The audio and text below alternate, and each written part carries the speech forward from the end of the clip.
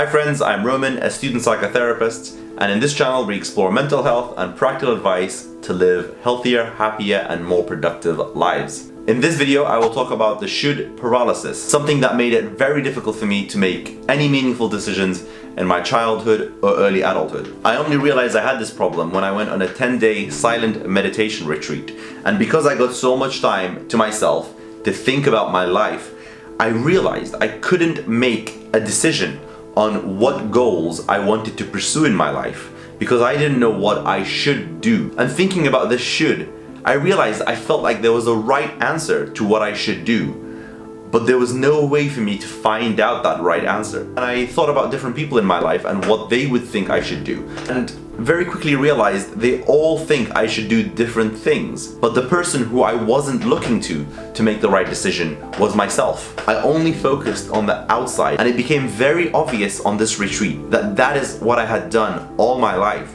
I always looked outside to find out what I should be doing with my life, and I had this great fear of doing the wrong thing. The problem always was I didn't know exactly what the wrong thing was. It was just the scary thing that I should not do and what the right thing to do was. So there was a constant search for doing the right thing, not knowing what it was, and not doing the wrong thing. And I didn't quite know what that was either. So that was a breakthrough for me, realizing that I had a massive problem and I didn't know how to resolve it. The next breakthrough came on my training to become a psychotherapist, and that was by reading about Carl Rogers' concept of internal locus of evaluation and external locus of evaluation. So Carl Rogers argued that there is an internal locus of evaluation, which is where we base our decision on our own values and judgments, and there's an external locus of evaluation, which is where we base our decisions on what others think we should do. I immediately realized my problem was I was always in an external locus of evaluation. I always looked outside to find out what I should do. And I guess it's only natural because as children we are raised by parents who tell us what the right thing is and the wrong thing is. And then we go to school where we're expected to do certain things and punished for doing other things. And for a lot of us, very quickly we start fearing doing the wrong thing and always look at our parental figures to tell us what the right thing is. It begins to feel like that there is an expert opinion out there that's more valuable than our own opinion, that there's a decision out there that's the right decision and we need to find out what that is.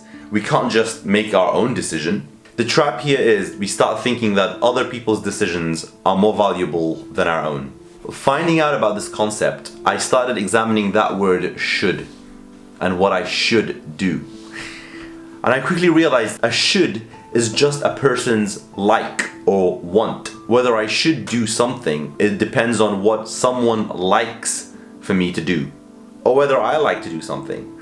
If I like to do it, then to some degree I should do it because I like it. This led me to really zoom in on the word should. And every time I thought I should do something, I would always ask myself, according to who? Who says I should do this? Where does this should come from? And I didn't want to make any more decisions based on shoulds, but rather based on likes, wants, desires. So should I go to the gym? Well, it depends on whether I like to go to the gym, whether I want a healthy body, whether I want to feel good after the gym. That determines whether I should or shouldn't go to the gym.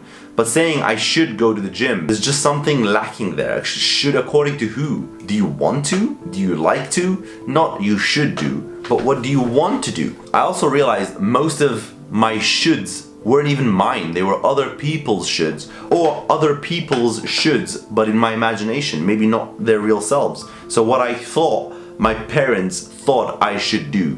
What really helped me was realizing that to make decisions, I need to look up my wants, my desires, my preferences, and that way I could get a good idea of what I want to do and what I should do. I guess I realized that to make decisions I needed to look at my preferences, my likes, my desires, and that way I could decide what I should do. And that should was subject to change because my likes change, my desires change, my wants change. So there was not one thing that I should do. It's what I should do right now, and that was all dependent on my likes, my wants, my desires.